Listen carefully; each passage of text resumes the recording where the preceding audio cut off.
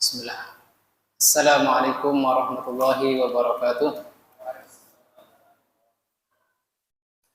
Innal hamdalillah nahmaduhu wa nasta'inuhu wa nastaghfiruh wa na'udzu billahi min shururi anfusina wa min sayyiati a'malina.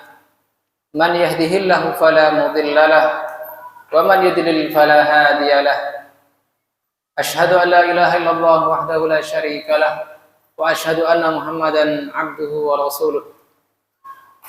Ya ayyuhalladzina amanu taqullaha haqqa tuqatih wa la tamutunna illa wa antum muslimun. Ya ayyuhan nasu taqu rabbakumul ladzi khalaqakum min nafsin wahidah wa khalaqa minha zawjaha wa bassa minhuma rijalan katsiran wa nisaa'a wattaqullaha alladzi tasaaluna bihi wal arham innallaha kana 'alaikum raqiba. Ya ayyuhalladzina amanu taqullaha wa qulu qawlan sadida yuslih lakum a'malakum wa yaghfir lakum dhunubakum wa may yuti'illaha wa rasulahu faqad faza fawzan 'azima.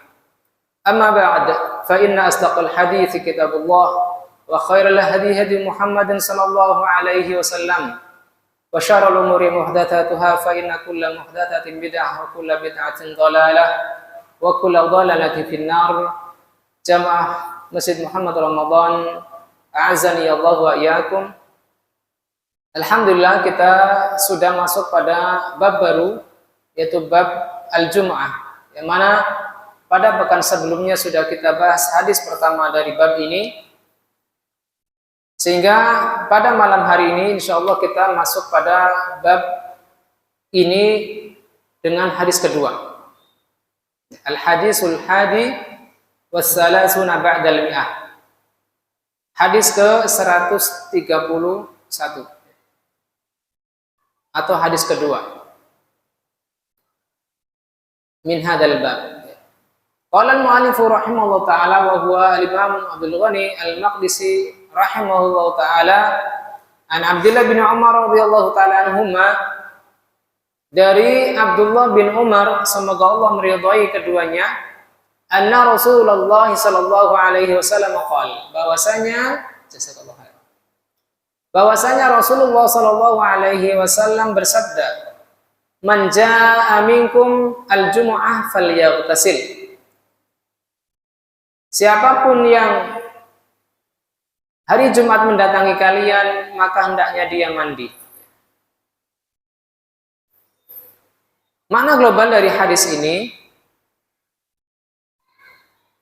kata saya Abdullah bin Abdurrahman Al-Basam rahimahullah ta'ala, al-ijtima'u li salatil jumu'ati mashhadun 'azim. Perkumpulan untuk mengadakan salat Jumat termasuk pemandangan yang agung. Wa majma'un kabirun min majami'il muslimin, termasuk perkumpulan besar, satu perkumpulan besar di antara perkumpulan kaum muslimin. Adapun perkumpulan kaum muslimin yang lain adalah di antaranya seperti wukuf di Arafah, kemudian salat Aid pada 2 hari raya, ketika berjihad dan lain-lain. Sehingga salah satu perkumpulan rutin yang diadakan oleh kaum muslim adalah berkumpul dalam rangka salat Jumat. Haitsu ya'tuna li adaiha min anha'il baladil lati yaskununaha, yang mana mereka datang untuk menunaikannya dari berbagai penjuru negeri yang mereka tinggal di dalamnya.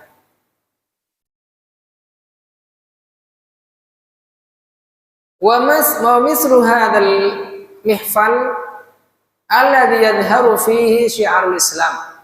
Ya. Semisal ini adalah semisal mihfal perayaan yang nampak di dalamnya syiar Islam. Wa bahatul muslimin, abham itu adalah kemuliaan kaum muslimin, yakunul ati ilaihi ala ahsani hay'ah. Kemuliaan muslimin datang dengan bentuk yang paling baik. Ketika seorang muslim datang dalam perkumpulan tersebut, hendaknya dia tampil dengan kondisi terbaiknya. Wa atiyatu raihah, dengan aroma yang harum. Wa andhafu jism, dan badan yang bersih. Bukan kondisi awut-awutan seperti orang yang baru safar, terutama yang berprofesi sebagai kurir mungkin, yang setiap hari atau setiap saat terkena paparan matahari, ya barangkali keringetan gitu kan. Hendaknya dipersiapkan dengan baik ketika hendak mendatangi salat Jumat. Lidah, oleh karena itu, amar Nabi sallallahu alaihi wasallam, Nabi sallallahu alaihi wasallam memerintahkan an yaghtasilu indal ityani laha, memerintahkan untuk mandi ketika mendatangi salat Jumat. Wali alla yakuna fihim, kenapa dibaca yakuna? Karena ada li'an. Itu li'an lah, itu dipisahan antara li'an dan las, juga annya dihilangkan. Sehingga dibaca li'an yakuna fihim awsakhu wa rawaihu yu'duna bihal musallin, agar tidak ada kotoran atau aroma yang mengganggu orang-orang yang sholat apabila dia datang ke majelis sholat Jumat tersebut dalam keadaan ala kadarnya. Yu'duna bihal musallin wal malaikatil hadirin, juga mengganggu para malaikat yang hadir. Lisima'il khutbah wa dzikr, untuk mendengar khutbah khotib dan untuk ikut serta berzikir di dalamnya. Dalam hal ini ada ikhtilaf ulama tentang hukum mandi pada hari Jumat. Fadzhab adh-Dhahiriyah, kalangan atau madhab Dhahiriyah berpendapat ila annahu wajib. Kalangan Dhahiriyah berpendapat bahwasanya mandi Jumat adalah wajib. Mustadillina bi hadis ghuslu yaumil jum'ah wajibun ala kulli muhtalim, muttafaqun alaih. Hadis ini dikeluarkan oleh Al-Imam Al-Bukhari dan Muslim. Mandi pada hari Jumat wajib bagi setiap orang yang muhtalim. Muhtalim itu artinya orang yang sudah mimpi basah. Sudah mimpi basah, artinya sudah baligh. Wa dhahabal jumhuru ila istihbabihi. Adapun jumhur ulama madhahib berpendapat bahwasanya mandi Jumat adalah sunnah. Wa annahu ghairu wajibin, bukan wajib.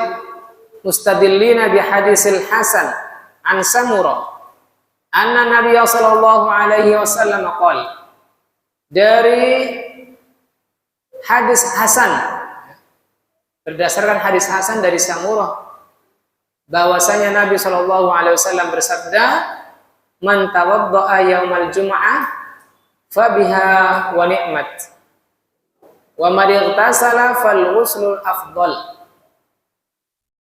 Barang siapa berwudu pada hari Jumat, maka fabiha wa ni'mat, maka tidak mengapa. Dan barang siapa yang mandi, maka mandinya adalah afdal, ya, utama. Rawahul khamsah. Rawahul khamsah maksudnya diriwayatkan oleh Imam Tirmidzi, Imam Abu Dawud, Nasa'i, Ibnu Majah, dan yang kelima adalah Imam Ahmad. Tidak diriwayatkan oleh Imam Bukhari dan Muslim. Manakah yang lebih kuat? Ketika ada hadis yang dikeluarkan oleh Al-Imam Bukhari dan Muslim lalu secara zahir bertentangan dengan riwayat Al-Khamsah, maka kita akan bahas. Di sini Ibnu Daqiq Al-Id rahimahullah taala mengatakan wala yuqawim sanadu hadzal hadis al-ahadits al-mujibah. Bahwasanya sanad hadis ini tidak dapat dilawan oleh hadis-hadis yang mewajibkan. Wa in kana al-masyhuru fi sanadihi sahihan, walaupun sanad yang hadis yang mewajibkannya adalah sahih. Menurut Imam Ibnu Daqiq Al-Aid, salah satu pensyarah hadis Arba'in An-Nawawi, mengatakan bahwasanya sanad ya, secara sanad untuk periwayatan man tawadda'a yaumal jum'ah fabiha wa ni'mat itu lebih kuat ya. Mungkin dari sisi banyaknya jalur-jalurnya, sehingga tidak heran diriwayatkan oleh para imam yang 5. Tadi siapa saja imam yang 5? Imam Tirmidzi, Abu Dawud,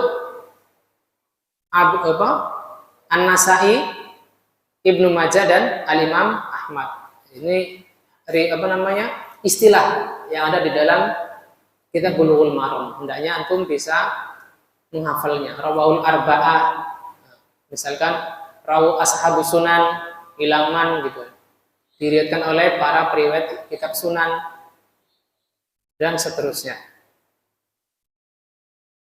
Rawahul jamaah juga ada, diriwayatkan oleh jamaah. Berarti jamaah adalah pemilik kitab yang 6, Bukhari, Muslim, dan 4 tadi pemilik kitab sunan yang 4. Wa ajabu 'anil hadis alladhi istadalla bihi adh-dhahiriyah, dan kalangan jumhur menjawab istidlal dari hadis yang digunakan oleh kalangan dhahiriyah yang mewajibkan mandi Jumat bi annahu yufidu ta'kidas sunniyah, bahwasanya hadis yang mewajibkan hanya bersifat penekanan, istilahnya apa? Sunnah muakkad. Wa anna ma'nal wajib fil hadisil haqqu, bahwasanya makna wajib di dalam hadis adalah maknanya benar. Kama yaqulu ahadun li ahad, sebagaimana ucapan seseorang kepada yang lain, laka alayya haqqun wajibun, bagimu ya, hakmu bagimu adalah wajib saya tunaikan. Misalkan seorang tamu datang ya, lalu si pemilik rumah mengatakan laka alayya wajibun ya, atau laka alayya wajibun fil hidmah, bagi Anda, bagi kamu wajib saya layani. Wajib di sini bukan sebagai bentuk wajib bagi si tuan rumah, hanya sebagai afdholiyah, tetapi hanya penekanannya. Kayak bahasanya orang Betawi mungkin ya, kalau itu wajib nih gitu kan, biasanya begitu orang Betawi. Tetapi sifatnya penekanan saja, tidak wajib secara syar'i, berarti wajib secara bahasa saja.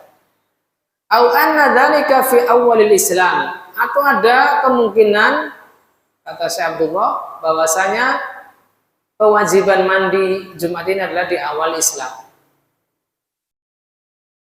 Yaumun kana sahabatu yalbisuna thiyabas saqilah al-khashanah, yang mana pada awal Islam para sahabat itu memakai baju yang tebal lagi kasar. Wa yu'arriqun, lalu mereka pun berkeringat. Fatadharu minhum ar-rahatal karihah, yang mana di awal-awal Islam tersebut karena mereka menggunakan pakaian yang tebal, maka muncullah aroma keringat yang tidak menyenangkan atau bau. Sehingga pada awal-awal Islam mandi wajib adalah diwajibkan. Ini kemungkinan kedua. Kemungkinan pertama karena sebab apa? Kewajiban secara bahasa, penekanan artinya. Yang kedua adalah itu kemungkinan di awal Islam. Mengapa kok dimunculkan dua kemungkinan ini? Alasannya karena secara zahir bertentangan dengan hadis yang diriwayatkan oleh ashabul khamsah tadi. Man tawadda'a yaumal jum'ah fabiha wa ni'mat. Barang siapa berwudu pada hari Jumat, yaitu li adai salatil Jum'ah, maka itu sudah mencukupinya. Falamma wasa'allahu alaihim walabisu khafifas siyab nasakhal hukma minal wujubi ilal istihbab. Tatkala Allah Subhanahu wa taala meluaskan ya, atas mereka, lalu mereka meluaskan rezeki mereka, lalu mereka pun memakai baju yang relatif tipis, maka Allah taala menghukum menghapus hukum yang tadinya wajib menjadi istihbab. Akhraja Abu Awanah an Ibnu Umar radhiyallahu ta'ala anhuma. Al-Imam Abu Awanah rahimahullah ta'ala meriwayatkan dari Ibnu Umar, semoga Allah meridhai keduanya, kana an-nasu yaghduna fi a'malihim. Masyarakat berkembang dalam amaliyah mereka. Fa idza kanatil jum'atu ja'u wa 'alaihim siyabun mutaghayyirah. Tatkala datang Jumat, mereka memiliki baju yang bisa diganti. Fasyakau dzalika li Rasulillah sallallahu alaihi wasallam. Afwan, ketika datang Jumat, ya, ja'u wa 'alaihim siyab, mereka datang menghadiri salat Jumat dan pakaian mereka pun tidak nyaman dipakai, maka mereka pun mengadukan hal ini kepada Rasulullah sallallahu alaihi wasallam. Maka Rasulullah sallallahu alaihi wasallam menjawab, man jaa minkumul jum'ah falyaghtasil. Apabila menjumpai pakaiannya tidak nyaman untuk dipakai untuk salat Jumat, maka hendaknya mandi. Maksudnya setelah mandi menggunakan pakaian yang lain. Yang Anda baca dari kitab Al-Ihkam, ya, syarah atau penjelasan dari Syekh Mansur bin Muhammad As-Saqaub, beliau cenderung ke makna sunnah. Makna sunnah. Alasannya, secara pembagian fikih, mandi apapun yang tidak disebabkan oleh junub, semisal inqita'ul haid, ya, berhentinya darah haid, inqita'un nifas, berhentinya darah nifas, kemudian al-jima', hubungan badan, ihtilam, mimpi basah, maka semua mandi apapun yang di luar dari sebab junub adalah mustahab. Ini kaidah dalam mazhab Hambali, sehingga beliau bersikukuh bahwasanya mandi Jumat termasuk di antara yang disun. Contoh lain mandi setelah mengantarkan jenazah, itu juga termasuk bukan mandi yang disebabkan oleh junub, sehingga dalam mazhab Hambali adalah termasuk yang sunnah. Walaupun dalam hal ini ada hadis yang dengan sore menyatakan wajib ghuslul yaumil jum'ah wajibun ala kulli muhtalibin, sehingga para pengikut Hambali memalingkan makna wajib ini adalah mutaakkid. Lalu mana yang kuat? Kata Syekh Abdul Wahab Basam, wal haqqu anna hadi ajwibatun ghairu nahidah. Ya, walaupun di sini ada keluasan bagi antum, ya, sehingga tidak memberatkan diri, barangkali karena faktor pekerjaan sehingga merepotkan. Kemudian antum sudah berhati-hati untuk tidak sampai berkeringat pada hari Jumat, mungkin di tempat pekerjaannya ada AC, maka tidak memberatkan antum untuk mandi. Tetapi apabila sangat diperlukan mandi, maka hendaknya lebih hati-hati mandi. Kata beliau, wal haqqu anna hadhi ajwibah, bahwasanya mandi Jumat termasuk wajib, kata Syekh Abdul Wahab Basam, yang mana tidak bertentangan dengan takwil hadis secara zahirnya. Oleh karena itu, Ibnu Qayyim rahimahullah ta'ala dalam kitab Al-Hadyu, maksudnya Al-Hadyu-nya adalah Zadul Ma'ad, wa wujubuhu aqwa min wujubil witr. Ini justru Imam Ibnu Qayyim sangat mewajibkan. Kewajiban mandi Jumat itu lebih kuat dari kewajiban witir. Ingat, witir itu hukumnya apa? sunnah ya. Wa qiraatil basmalah fi shalah. Qiraah basmalah tentunya wajib, tidak boleh dilewatkan. Wa wujubil wudu man massan nisa. Dan wajibnya wudu setelah menyentuh perempuan. Ini dalam mazhab Syafi'i. Dan ini memang agak seberang-seberangan, padahal Imam Ibnu Qayyim terkenal dengan mazhab Hambalinya. Wa masad dzakar, ya, setelah menyentuh dzakar batal wudunya. Wa wujubi sholati 'ala Nabi sallallahu alaihi wasallam fi tasyahhudil akhir. Bahkan lebih wajib dari wajibnya sholawat Nabi pada tahiyat akhir. Sehingga apa? Beliau termasuk yang sangat menekankan mandi Jumat yang condong kepada kewajibannya, condong kepada hukum wajib. Lalu beliau Syekh Al-Bassam rahimahullah taala menukil dari pendapat Ibnu Taimiyah, wa yajibul ghuslu ala man lahu ariqun atau irqun afan. Wajib mandi bagi orang yang banyak berkeringat, aurihun yata'adza bihi ghairah, atau aroma yang dapat mengganggu yang lainnya. Ini sangat ditekankan. Adapun yang mereka setelah subuh hari Jumat tempat kerjanya tidak begitu memunculkan potensi berkeringat, maka tidak begitu ditekankan. Wa qala Al-Baghawi rahimahullah taala fi syarh sunnah. Al-Imam Al-Baghawi menyebutkan di dalam syarh sunnah beliau, ikhtalafal ulama fi wujubi ghusl Jum'ah ma'a ittifaqihim ala anna salata jaizatun min ghairi ghusl. Para ulama berselisih pendapat apakah mandi Jumat itu wajib atau tidak.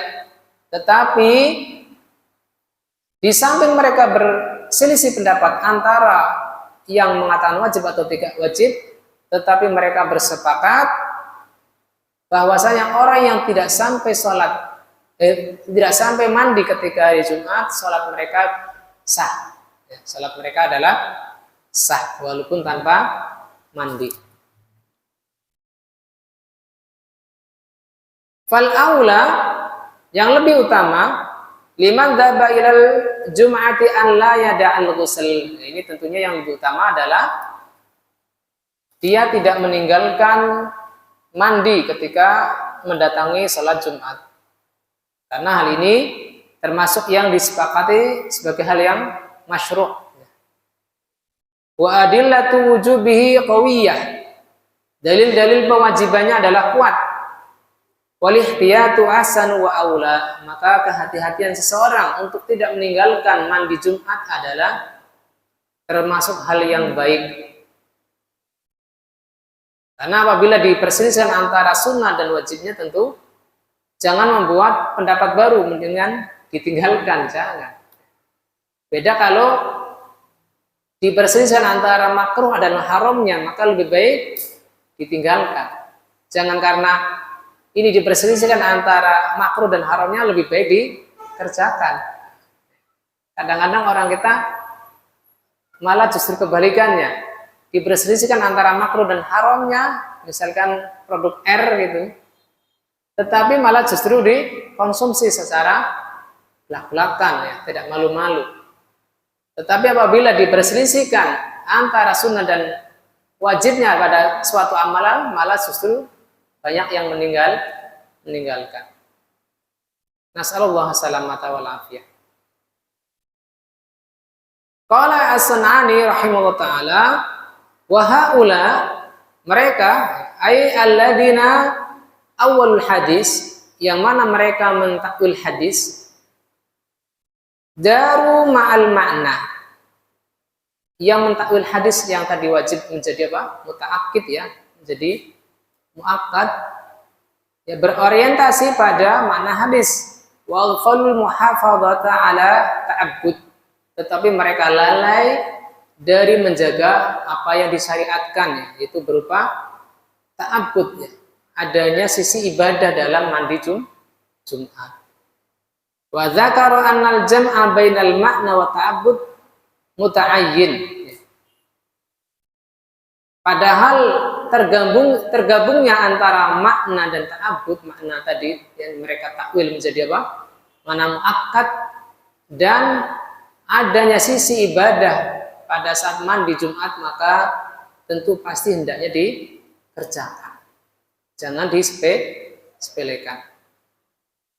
Sehingga walaupun terkadang dalam suatu masalah lain selain mandi Jumat, kita memandang suatu hal itu adalah tidak wajib, tetapi jangan malah disepelekan. Misal perselisihan pendapat apakah cadar itu wajib ataukah sunnah, yang masyhur di kalangan kita adalah sunnah. Tetapi apabila memang tidak ada hal yang menghalangi para muslimah dari menggunakan cadar, hendaknya dia menggunakan cadar. Faedah dari hadis kedua ini, yang pertama, zahirul hadis wujubul ghusli li sholatil Jum'ah. Makna zahir atau tekstual hadis ini menyatakan bahwasanya mandi Jumat adalah wajib. Wal aslu hamlul hadisi ala zahirihi. Ya, pada asalnya, ya, pada pokoknya apabila kita melihat hadis adalah membawa pada tekstualnya, kecuali apabila ada anasir atau unsur-unsur lain yang memalingkan makna hadis tersebut dari tekstualnya.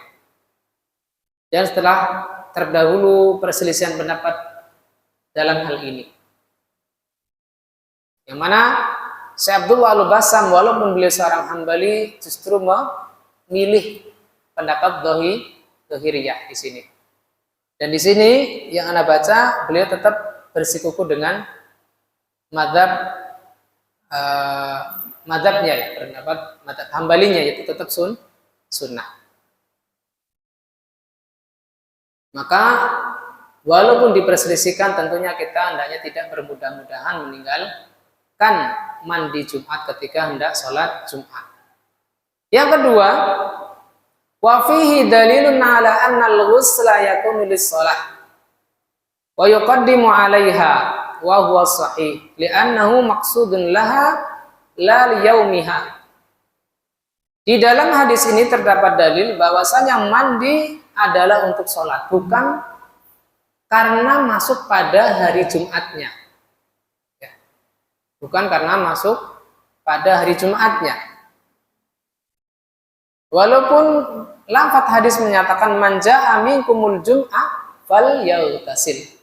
Barang siapa datang kepada kalian hari Jumat, maka hendaknya mandi. Sehingga Syekh Saqo'ub hafizallahu taala, cukuplah seseorang ketika setelah sholat subuh mandi, maka tidak perlu mengulangi mandi ketika hendak sholat Jumat. Ini menurut Syekh Saqo'ub hafizallahu taala. Tetapi Syekh Al-Bassam berdasarkan faedah kedua dari apa yang beliau sebutkan di sini, dalilna ala anna al-ghusla yakunu lis-shalah, bahwasanya mandi ini untuk sholat, maka ketika seseorang berkeringat kembali, ya, pada subuh atau sebelum subuh sudah mandi, lalu ternyata jam 11 sudah keringetan lagi, ya hendaknya diulang lagi untuk mandi.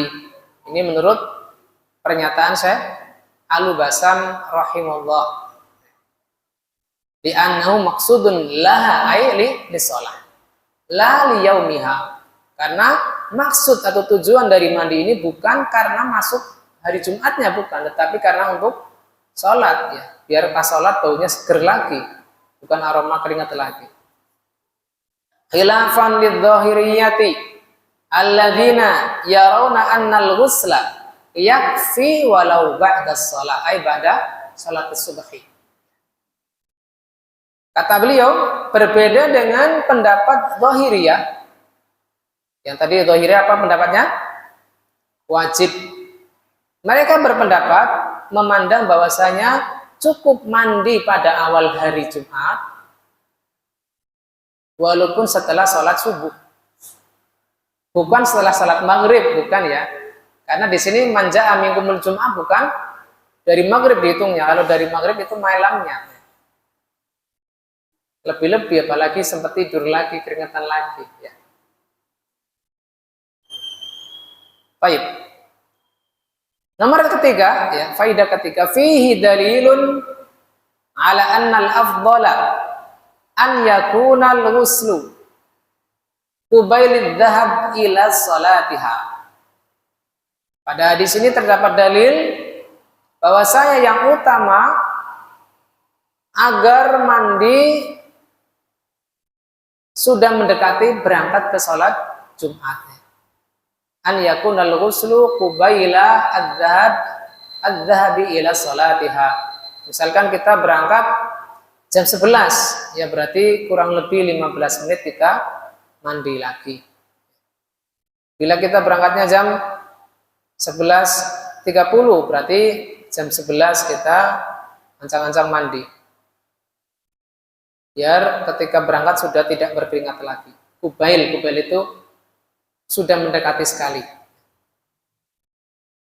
Yang keempat, min hikmati masyru'iyyati hadzal ightisal, di antara rahasia disyariatkannya mandi ini, yastadillu ala annahu yanbaghi lil insani an ya'tiya ila mawatinil ibadah was shalah ala ahsanil hal. Di antara hikmah disyariatkannya mandi Jumat ini adalah hendaknya seseorang tampil pada waktu-waktu ibadah, terutama sholat itu dalam keadaan yang paling baik, bukan hanya dalam sholat Jumat, entah dalam sholat zuhur, entah dalam sholat subuh. Jangan karena sholat subuh datang ke masjid hanya pakai sarung dan kaos, kan ini bukan sholat Jumat, Ustaz. Ya, tetapi kita ambil faidah ketika Allah Ta'ala memberikan ya rambu-rambu ketika kita mendatangi sholat Jumat dalam keadaan ahsanul hal, maka begitu pun dalam sholat atau ibadah yang lain hendaknya sama, hatta membaca Al-Quran. Wa ajmalu hay'ah, dan bentuk yang paling indah. Allah Ta'ala berfirman, ya bani Adam wa khudhu zinatakum inda kulli masjid. Wahai anak Adam, ya pakailah perhiasan kalian. Perhiasan kalian adalah dalam hal ini baju yang paling bagus, ya, yang paling bersih ketika setiap mendatangi masjid. Surat Al-A'raf ayat 31. Faidah kelima, anna masyru'iyyatul ghusli liman arada idyana shalah, amma ghairuhu fala yushra'u lahu al-ghusl. Wa qad sarraha bidzalika lafdzul hadits inda Ibnu Khuzaimah wa huwa man lam ya'tiha falaysa alaihi ghuslun. Bahwasanya disyariatkannya mandi pada hari Jumat adalah bagi orang yang hendak mendatangi sholat Jumat. Adapun selain itu, misalkan bagi para ibu-ibu yang mana tidak disyariatkan mendatangi sholat Jumat, maka tidak disyariatkan mandi. Hal ini ditegaskan dalam hadis riwayat Imam Ibnu Khuzaimah. Barang siapa yang tidak mendatanginya, yaitu mendatangi sholat Jumat, falaisa alaihi ghuslun, dia tidak wajib mandi, tidak ada disyariatkannya mandi untuknya. Sudah masuk waktu Isya, Pak Qasim? Tadi saya dengar alarm. Sabun gitu. 5 menit lagi. Oke. Kita masuk ke hadis ketiga. Qala al-mu'allifu rahimahullah ta'ala an Jabir ibn Abdullah radhiyallahu ta'ala anhuma.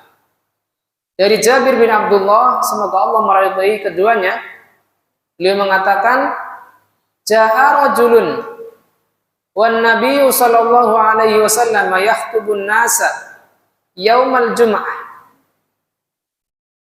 Seseorang datang pada saat Nabi sallallahu alaihi wasallam sedang berkhutbah di hadapan masyarakat, yaitu khutbah Jumat.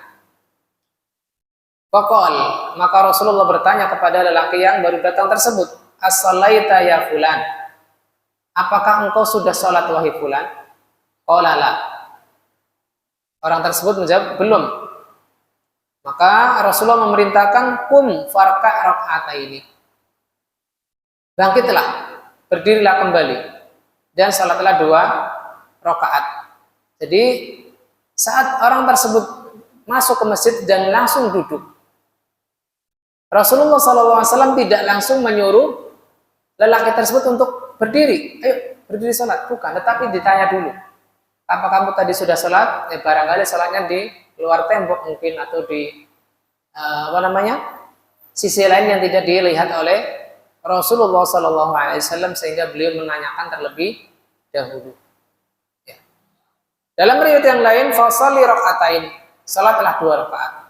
Sehingga di sini duduk sebelum menunaikan sholat tidak membatalkan disyariatnya sholat tahiyatul masjid. Baik, saya izin berhenti dulu karena sudah terdengar adzan di masjid lain. Kita dengarkan adzan di masjid kita. Wassallallahu ala nabiyina Muhammadin wa ala alihi wa sahbihi wasallam.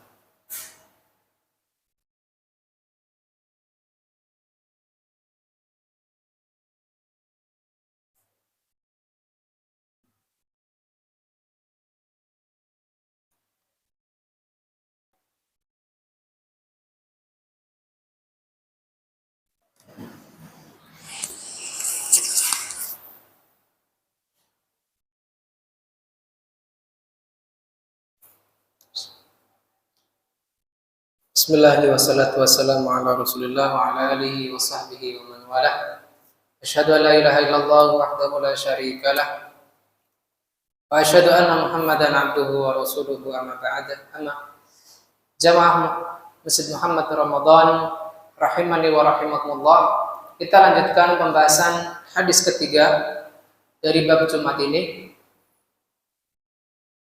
Syekh Abdullah bin Abdurrahman Al-Basam rahimahullah ta'ala mengatakan, dakhala Sulaik Al-Ghatafani Al-Masjid An-Nabawi. Ya, Sulaik Al-Ghatafani masuk Masjid Nabawi ya, pada saat Nabi SAW sedang memberi khutbah Jumat kepada masyarakat. Fajalasa lisima'il khutbah. Maka Sulaik Al-Ghatafani ini langsung duduk untuk mendengarkan khutbah. Beliau tidak sholat tahiyatul masjid. Fama manahu tadhkiruhu wa ishtighaluhu bil khutbah.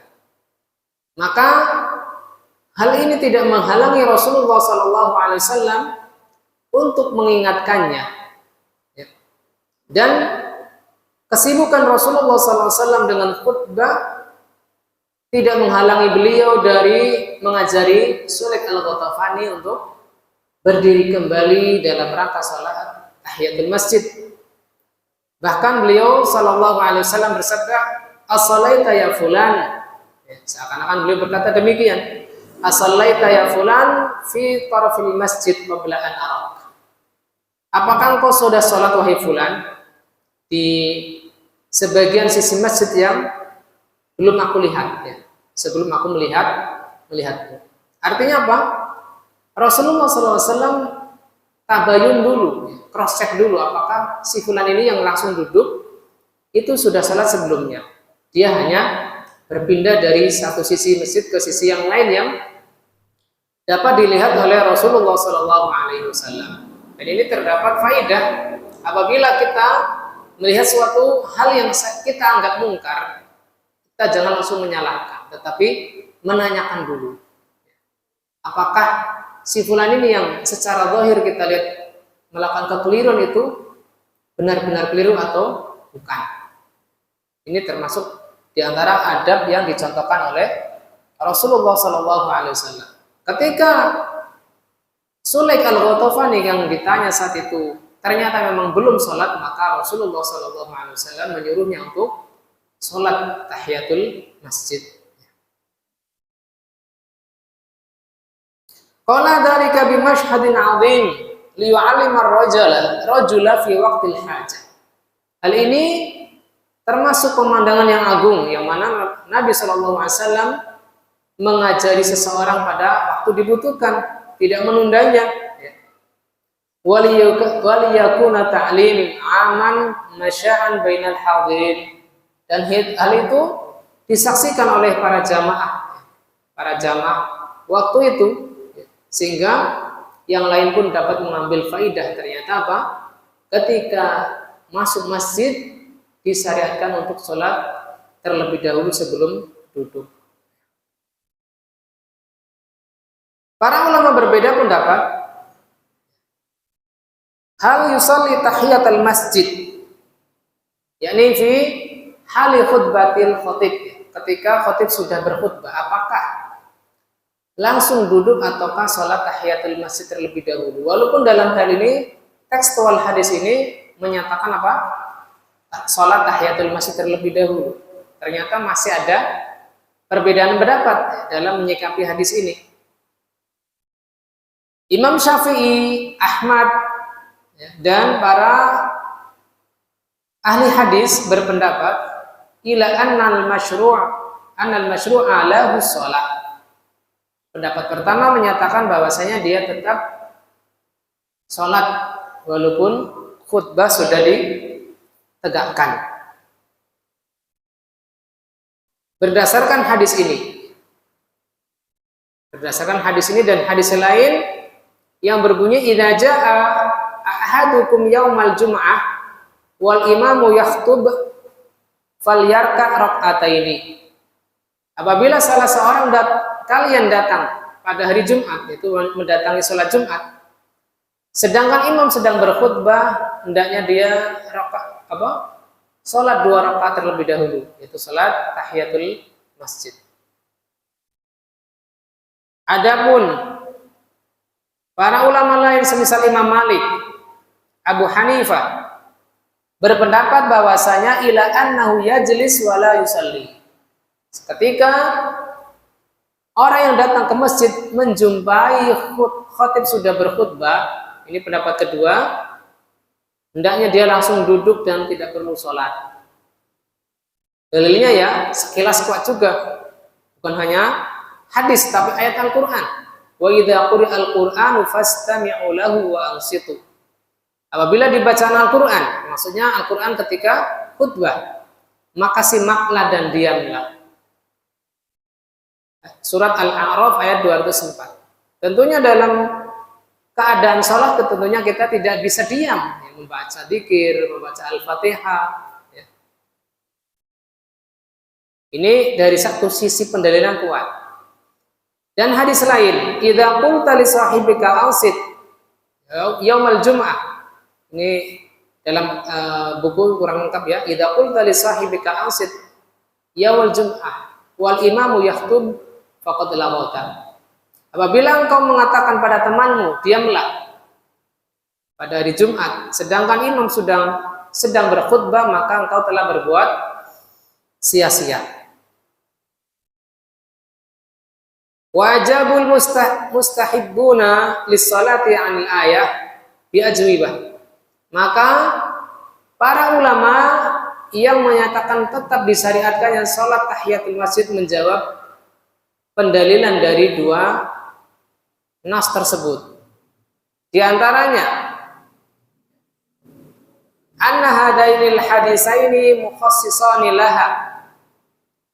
Hadis dalam bab ini ya, yaitu hadis ketiga dan hadis yang tadi disampaikan idza jaa ahadukum yaumul jum'ah wal imamu yakhtub falyarka' rak'atain, adalah pengkhusus dari ayat tadi yang disebutkan, yaitu ayat Al-A'raf ayat 204, dan larangan berbicara ketika ada khutbah.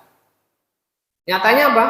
Rasulullah itu kan bertanya jawab dengan jamaah tadi yang tadi langsung duduk, dan dia berhak untuk menjawab juga ketika ditanya. Tidak ada larang karena ditanya sama khatib ya, sehingga pengecualian. Mukhassisan laha ala fardhi iradatil khutbah biha. Yang mana tadi ada larangan untuk berbicara, justru diperintah untuk diam. Ini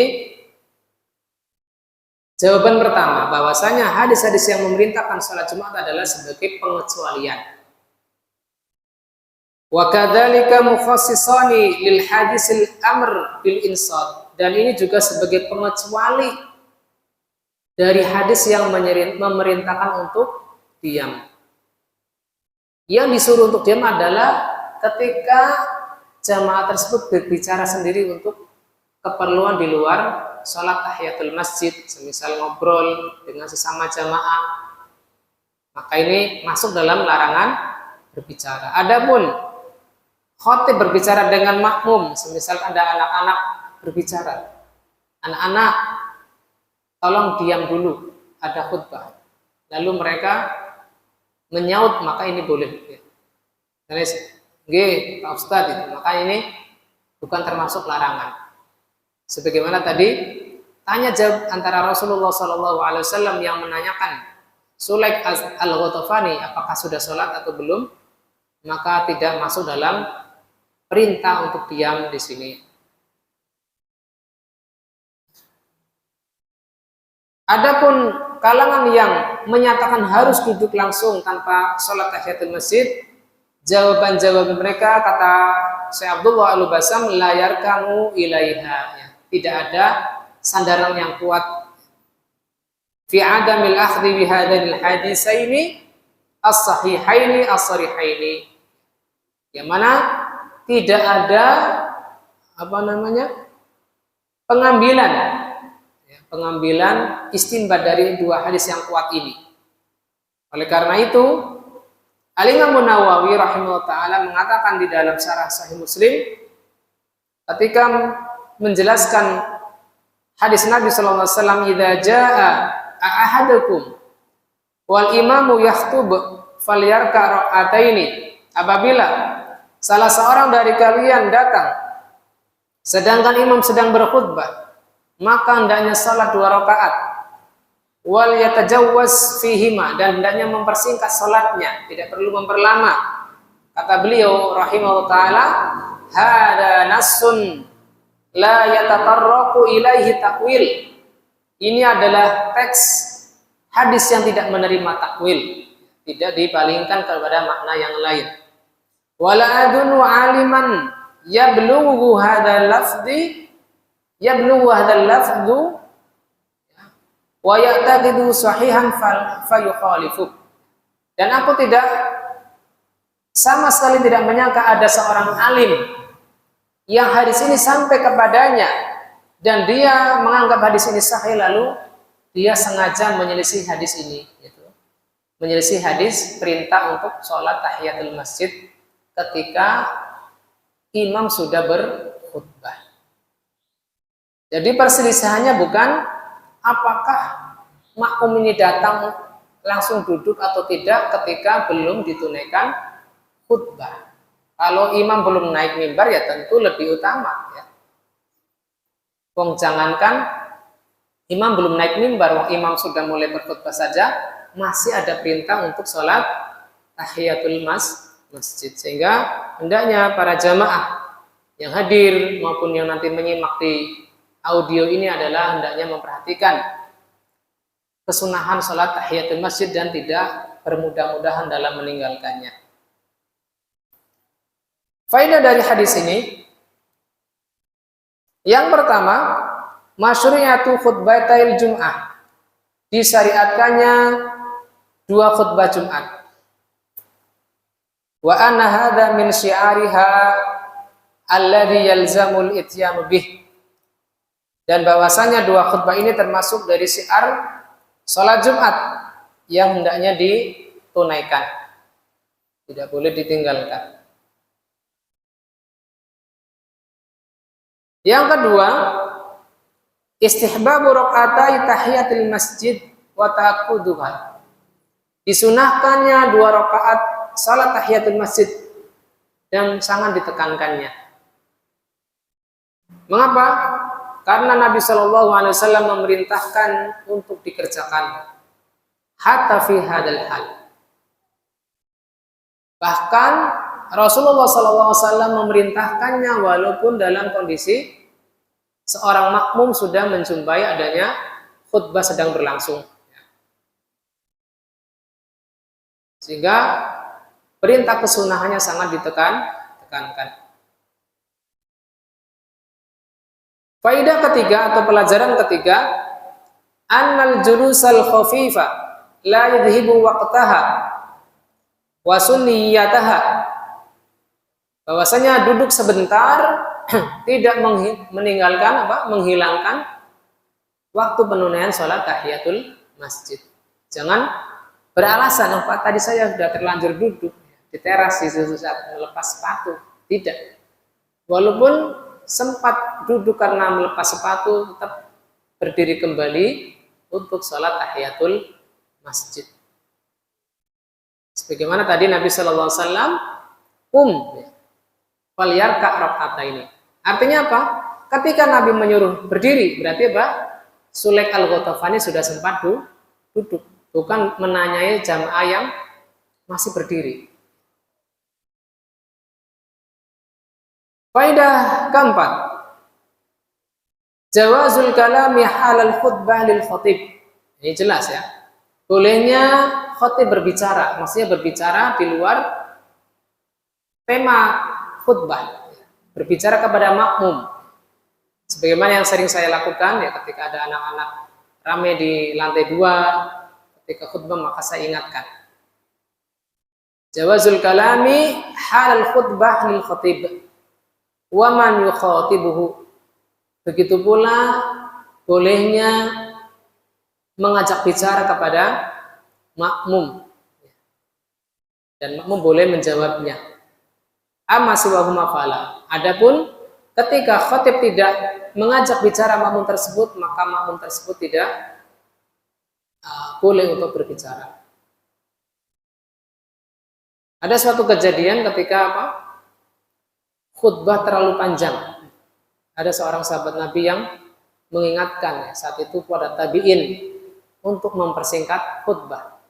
Di sini juga terdapat faidah bahwasanya ketika ada maksud yang berkaitan dengan maslahat khutbah, maka boleh bagi makmum untuk menegurnya. Tetapi di sini tentunya yang memiliki wibawa lebih di mata khatibnya. Jangan sembarangan makmum, nanti akan terjadi kegaduhan.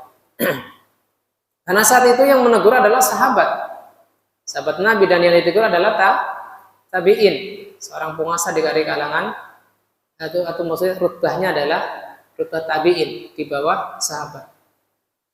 Sehingga ini jangan sembarangan dipraktekkan, nanti bisa menimbulkan kegaduhan. Yang kelima, anna Nabiyya sallallahu alaihi wasallam la yaskutu an khata'in yarahu fi ayyi hal. Bahwasanya Nabi Shallallahu Alaihi Wasallam tidak mendiamkan kesalahan yang beliau lihat pada keadaan apapun. La yajuzu fi haqqin Nabi Shallallahu Alaihi Wasallam takhirul bayan. Tidak boleh bagi hak Nabi Shallallahu Alaihi Wasallam mengundurkan penjelasan.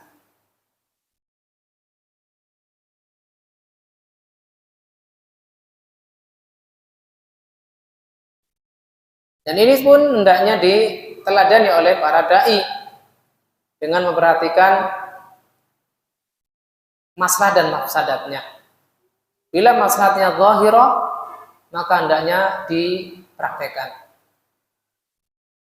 Yang keenam, alla yazida fi sholati ala raka'ataini, hendaknya tidak menambah lebih dari 2 rakaat, yaitu salat tahiyatul masjid lalu salat lagi. Salat mutlak mungkin, maka ini tidak dianjurkan. Li'annahu la budda min insati lil khatib, karena harus diam untuk mendengarkan khutbah. Jadi bahkan tadi dikatakan oleh Nabi Shallallahu Alaihi Wasallam dalam hadis yang dinukil oleh Imam Nawawi, wal yatajawwaz fihima, hendaknya dia meringkas salat tahiyatul masjidnya. Yang biasanya mungkin sholat tahiyatul masjidnya agak berlambat-lambat, ketika sudah menjumpai khutbah Jumat, hendaknya dia lebih mempercepat sholatnya dengan kadar yang masih tumakninah, tentunya bukan terlalu singkat.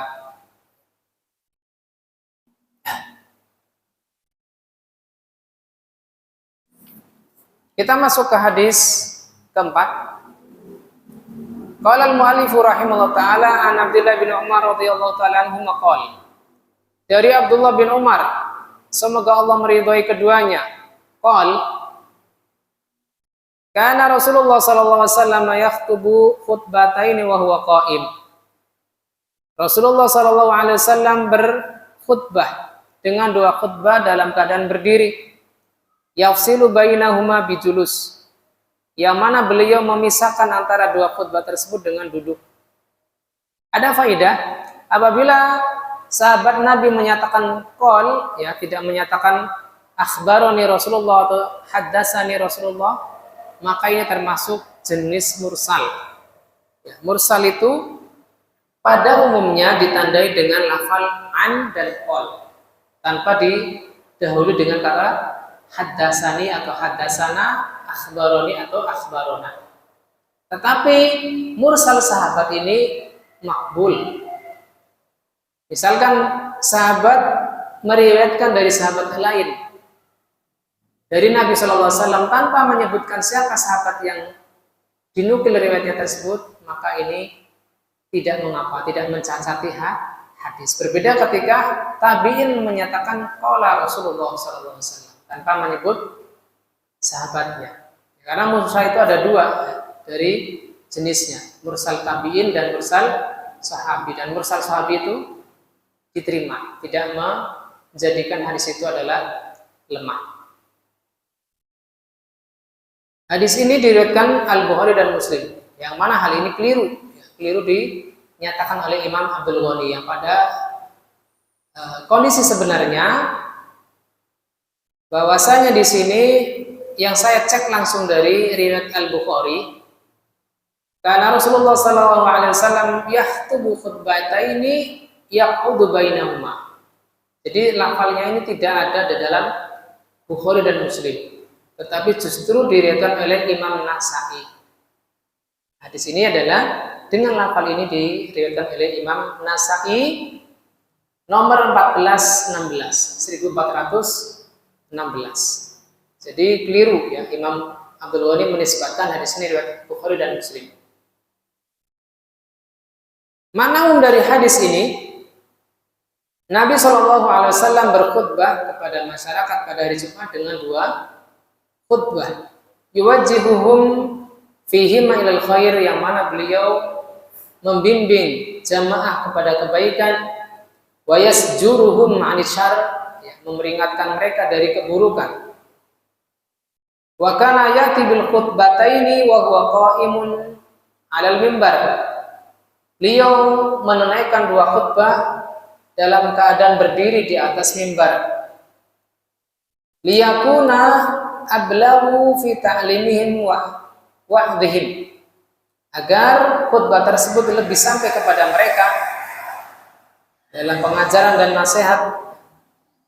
Walima fil qiyami min idhari quwwatil Islam wa abhadihi, yang mana dalam kondisi berdiri itu lebih menunjukkan kekuatan Islam dan kewibawaannya, yang mana dalam kondisi berdiri lebih menampakkan kekuatan Islam dan kewibawaannya. Fa idza faragha min al-khutbatil ula jalasa jalsatan khafifatan yastariha. Apabila Nabi Shallallahu Alaihi Wasallam selesai dari khutbah pertama, maka beliau duduk sebentar untuk istirahat. Fayufsilul ula anis saniyah, summa yaqumu fayakhtubu saniyah. Beliau memisahkan antara dua khutbah tersebut dengan duduk, kemudian kembali berdiri untuk menyampaikan khutbah kedua. Faedah dari hadis ini, wujubul khutbataini fil jumu'ah qabla shalah. Wajibnya dua khutbah saat Jumat sebelum salat, ini jelas. Wa annahuma syartani li sihhatiha, bahkan ini termasuk syarat sahnya salat Jumat. Qala Al-Halabi, yaitu Imam Syekh Ali Al-Halabi, Masya Allah ya, sekelas beliau menukil dari ulama yang lebih muda. Syekh Abdullah bin Al-Basam, ya, Abdullah bin Abdurrahman Al-Basam itu seusia dengan Syekh Al-Utsaimin, tetapi beliau di sini menukil ucapannya Syekh Ali Al-Halabi. Kata Syekh Al-Halabi, lam yunqal annahu shallaha bila khutbah. Tidak pernah dinukil bahwasanya Nabi sallallahu alaihi wasallam salat Jumat tanpa khutbah. Walau kana jaizan la fa'alahu walau marrah. Seandainya boleh salat Jumat tanpa khutbah, maka pasti beliau melakukannya walaupun sekali. Libayanil jawaz, untuk menjelaskan kebolehannya. Wal wujubu huwa madhabu amatul ulama. Dan yang wajib adalah madhab keumuman ulama, yaitu tetap menyertai sholat Jumat dengan khutbah. Apabila tidak ada yang mampu menunaikan khutbah, maka hendaknya diganti sholat zuhur, ya, karena itu termasuk syarat. Sehingga masing-masing pengurus ya, hendaknya berlatih. Apabila mungkin khotib terjadwal itu tidak datang karena ada udzur, hendaknya ada yang dapat menggantikannya walaupun dengan membaca teksnya. Yang kedua, istihbabu qiyamul khutbah, qiyamul khatib fil khutbataini. Di sini dikatakan disunahkan berdiri bagi khatib dalam dua khutbah. Wa madhhabu Syafi'i wujubul qiyam. Adapun madhab Syafi'i wajib berdiri. Ma'al qudrah, ketika dia mampu. Bila tidak mampu mungkin dengan bantuan tongkat dan lain sebagainya. Tetapi dalam madhab beliau, madhab syarih adalah mustahab. Bagaimana tadi penyikapan kita ketika terjadi perbedaan pendapat antara yang wajib dan mustahab? Tidak meninggalkannya, ya. Tidak bermudah-mudahan untuk meninggalkannya. Karena ketika meninggalkannya akan terjadi kegaduhan. Yang ketiga, istihbabul julusi al-yasir bainal khutbataini lil fasli bainahuma. Disunahkannya duduk sebentar di antara dua khutbah untuk memisahkan antara dua khutbah tersebut. Wa aujabahu ba'dul ulama. Sebagian ulama mewajibkannya. Duduknya ini adalah diwajibkan oleh sebagian ulama. Adapun jumhur ulama menyatakan bahwasanya ini tidak wajib duduk ini. Hanya mungkin apabila tidak ada kursi, mungkin karena belum ada mimbar, maka dia cukup mundur, ya, mundur sebentar dan maju lagi. Ini tidak mengapa dinyatakan sudah terpisah. Faidah tambahan dari Ibnu Daqiq Al-Id, kata beliau, wa hadzal lafdhu alladzi dzakarahu al-musannif lam aqif alaihi bi hadhihi sighah fi sahihain. Sebagaimana tadi yang saya sampaikan. Ibnu Daqiq Al-Id mengatakan lafaz ini yang disampaikan oleh Imam Abdul Ghani Al-Maqdisi tidak dijumpai dalam Sahih Bukhari dan Muslim. Dan Ibnu Hajar Al-Asqalani dalam Fathul Bari walin Nasa'i wa Daruqutni min hadal wajah. Bahwasanya hadis dengan lafaz ini adalah datang dari Imam Nasa'i dan Daruqutni. Sehingga ini termasuk kekeliruan yang datang dari Imam Abdul Ghani Al-Maqdisi. Qultu, yaitu Syekh Al-Basam mengatakan, wa bihadza tabayyana anna al-hadits lam yarid fi sahihain bihadzal lafz. Maka dari sini jelaslah bahwasanya hadis ini tidak terdapat dalam sahihain. Wa inna ma warada bi lafdin akhar. Adapun di sahihain dengan lafaz yang lain, yang tadi saya contohkan, yang sudah saya bacakan. Yaitu lafaz yaq'udu bainahuma. Duduk di antara keduanya. Wa huwa min hadis Ibnu Umar. Ini dalam lafaz lain juga ada. Karena Rasulullah sallallahu alaihi wasallam yakhutubu yaumal jum'ati qa'iman yajlisu tsumma yaqum kama yaf'alunal Rasulullah sallallahu alaihi wasallam berkhutbah pada hari Jumat dengan berdiri. Yajlis tsumma yaqum, duduk kemudian berdiri. Sebagaimana yang dilakukan oleh para khatib hari ini. Ini faidah pertama. Itu apa? Hadis nomor 4 ini, yaitu nomor 133 dari awal bab, dari awal kitab, sebenarnya bukan riwayat Bukhari dan Muslim, tetapi riwayat apa tadi? An-Nasa'i dan Daruqutni, sebagaimana dinyatakan oleh Ibnu Hajar Al-Asqalani. Faedah penting kedua, kata Ibnu Qayyim rahimahullah taala, kana sallallahu alaihi wasallam idza khataba ihmarat ainah. Nabi sallallahu alaihi wasallam bila berkhutbah beliau memerah matanya. Memerah bukan karena ngantuk, bukan ya, tetapi menampakkan seperti orang marah ya. Wa ala sautuhu, suaranya meninggi. Bukan suaranya mendayu-dayu dilakukan atau mungkin dengan suara pelan. Washtadda ghadabahu, kemudian menampakkan seperti orang sangat marah ya, seperti apa? Pasukan ya, apa namanya? Pemimpin pasukan jihad.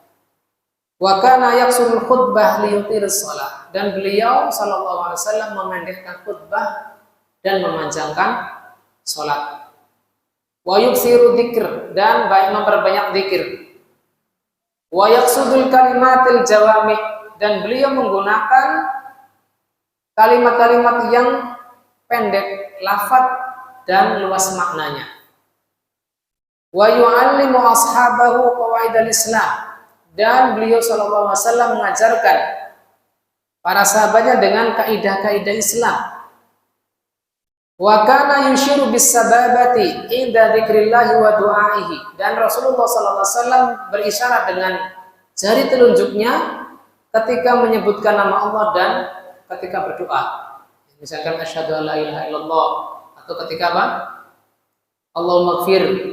Khotib itu tidak seperti ini, tetapi dengan menunjuk dengan jari telunjuk ketika berdoa dan ketika menyebut nama Allah Subhanahu wa taala.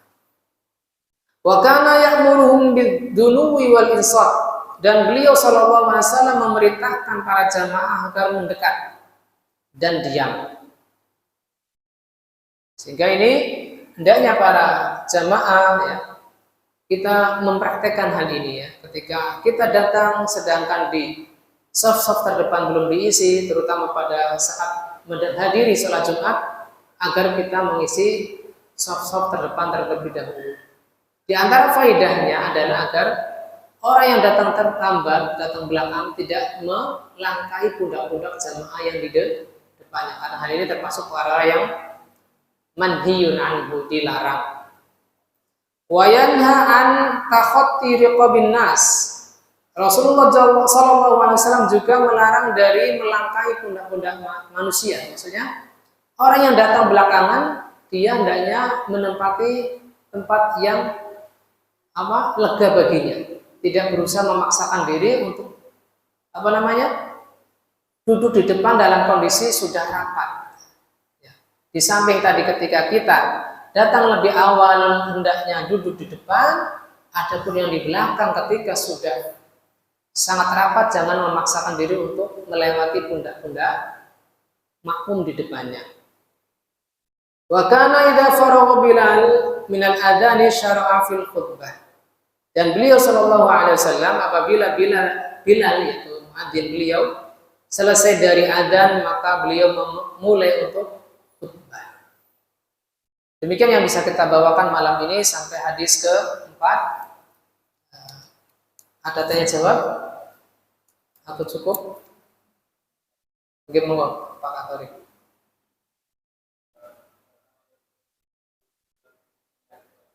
Oke.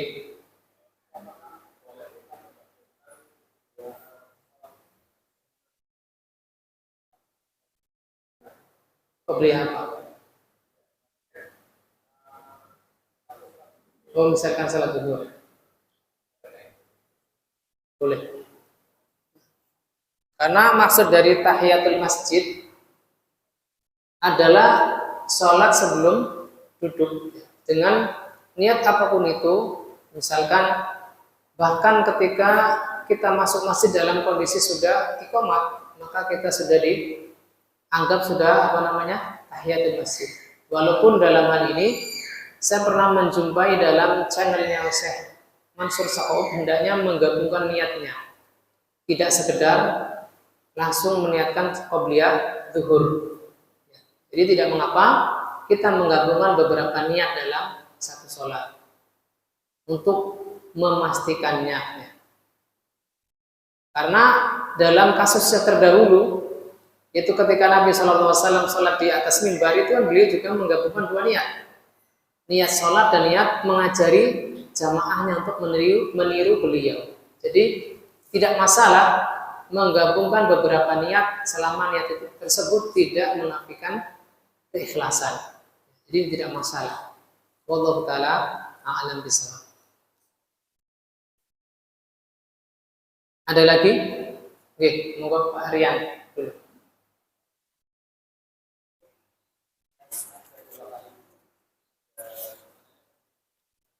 Ada apanya? Ada gunanya? Oh, tuntunannya. Sependek yang saya baca dari literasi tentang adzan dua kali.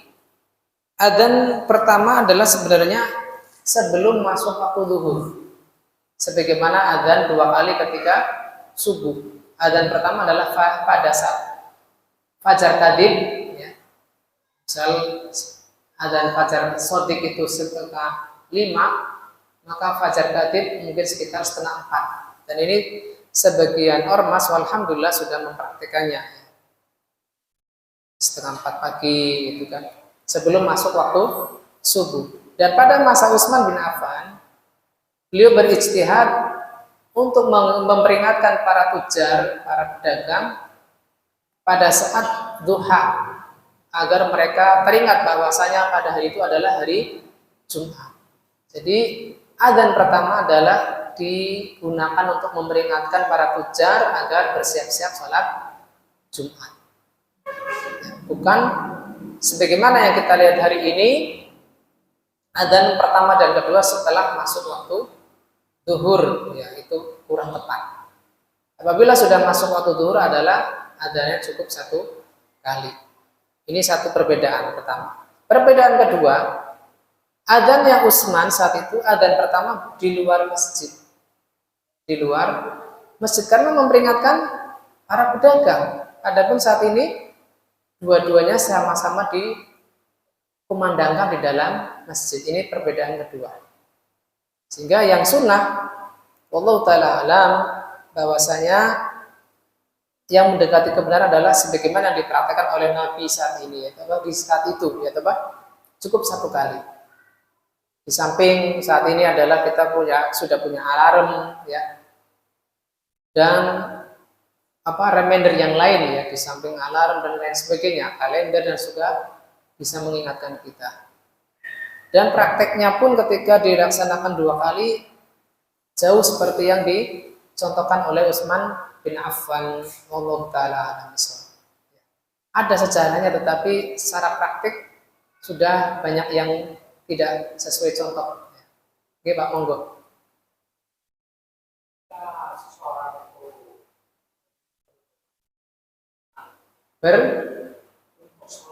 Oke. Oke.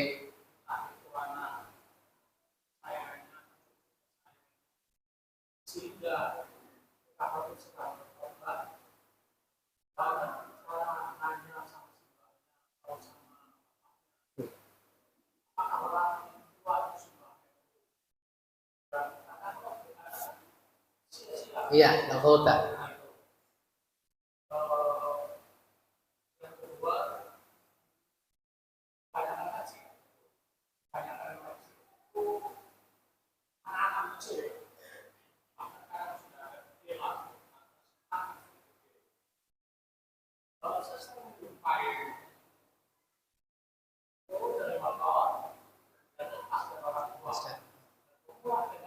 Teman-teman supaya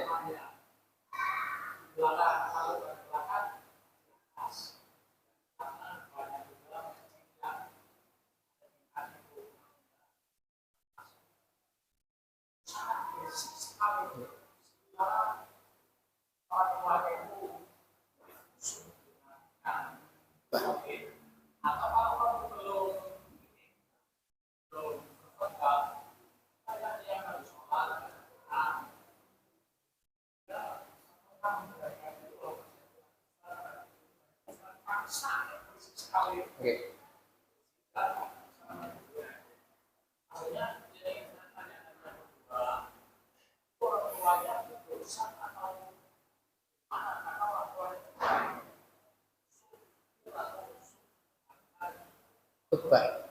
Oke. Bismillahirrahmanirrahim. Pertanyaan pertama, apabila orang tua membawa anaknya ke masjid saat khutbah Jumat dan anaknya agak deridil gitu ya, ngajak ngobrol, apakah orang tuanya boleh menjawab? Maka jawabannya tidak ya.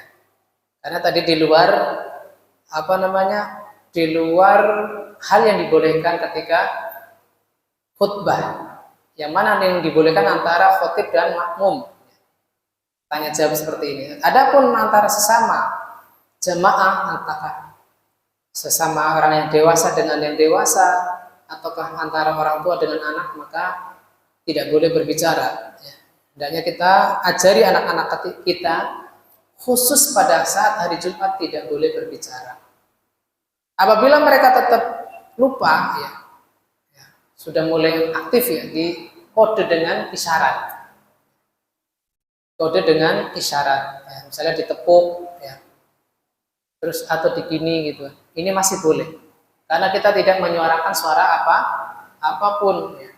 Tetapi misalkan kita saking keselnya sampai gitu, ya kita mohon ampun kepada Allah agar tidak menghapus pahala Jumat kita. Karena apa?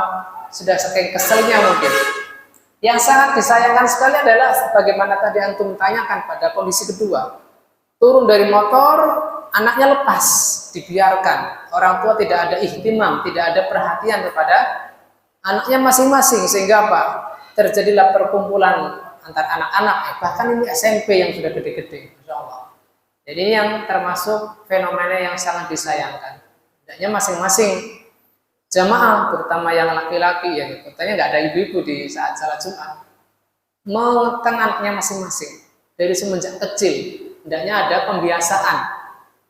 Yang hal ini alhamdulillah dari anak-anak saya yang 4 itu, ketika sudah dibiasakan, walaupun mereka berempat melihat teman-teman sebayanya bahkan yang lebih besar pada ngobrol, mereka berempat itu bisa menyelesaikan diri dengan jamaah yang diam. Kalau toh misalnya pingin lihat ya, langsung saya lihat itu langsung tahu, oh ya nggak boleh bicara lagi. Karena ini ada pembiasaan. Hendaknya bapak-bapak sebelum melepas anak-anaknya ya sudah SMP, hendaknya hal ini dibiasakan. Ya. Ketika sholat Jumat ditempatkan dekat dengan kita. Ketika sudah mulai mencari temannya dicegah ya, biar tidak lepas. Dan diberitahu secara verbal di luar waktu khutbah. Ya, misalkan sebelum ketika turun dari motor, awas nanti jangan ngobrol, ya. Nanti nggak dapat pahala sholat Jumat itu kita kasih tahu. Atau mungkin setelah kadung terjadi, ya kita ingatkan setelah pulang dari sholat Jumat. Tadi kok bapak saya kecewa itu. Bapak kecewa lihat kamu. Kenapa Pak? Tadi ngobrol terus ya.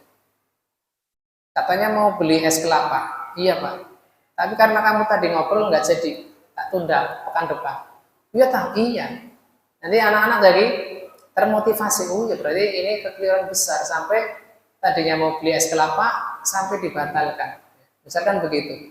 Kita kasih punishment, hukuman moral agar mereka memperbaiki diri mereka di saat Jumat yang akan datang. Ya untuk punishmentnya beda-beda ya, yang kasih permen ataukah es kelapa tadi dan lain-lain. Allah Ta'ala alam. Karena ini adalah hal yang sangat disayangkan dan ini fenomena tidak hanya di masjid ini ya, masjid lain banyak bahkan lebih. Allah Ta'ala alam, semoga bermanfaat ya. Mungkin sampai di sini. Monggo Pak.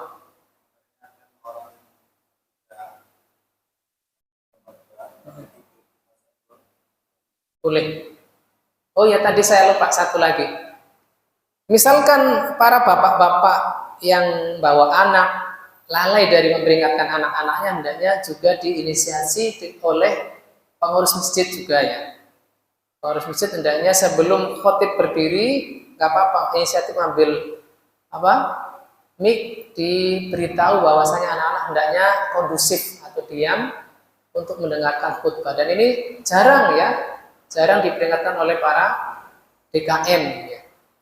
Di samping juga khotib sendiri hendaknya jangan pekewuk. Kalau memang mendapati anak-anak terlalu berisik di lantai 2 atau di teras masjid, hendaknya dia gerak cepat untuk memperingatkan mereka. Karena biasanya mereka akan ngeh juga. Bahkan dulu ketika saya kecil itu sampai dibentak, keluar dari area dalam masjid.